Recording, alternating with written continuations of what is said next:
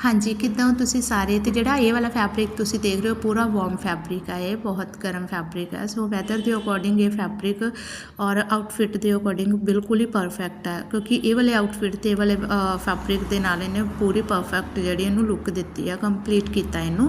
सो असीं जाना सीगा मैरिज ते, लेकिन मार्केट जाण दा टाइम नहीं सीगा और सांतली एक ड्रैस जिहड़ा वो तैयार करना सी ते असीं ये वाले वार्म फैब्रिक दा इहदे वास्ते आउटफिट जिहड़ा रैडी करता।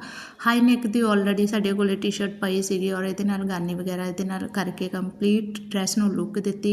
सो मैरिज के पाने बिल्कुल परफेक्ट ड्रैस जो तैयार हो गया सी। तुसीं दस्सिओ तुहानूं ये आउटफिट किवें दा लग्गिया। तुसीं भी एवें दे सोहने सोहने आउटफिट्स तैयार करवाना चाहते हो तो हुनर बुटीक ते कॉन्टैक्ट कर सकते हो। सो सब नूं तां जिन्होंने लाइव देखिया उन्होंने आउटफिट जो बहुत ही पसंद आया, सब ने इसनूं लाइक किया। अगर तुहानूं भी वधिया लगा तो लाइक और शेयर जरूर करियो और अगर पेज ते पहली बार आए तो पेज नूं फॉलो करते जाओ। मिलते हैं नैक्सट वीडियो दे विच किसी नवे आउटफिट दे नाल। Thank you.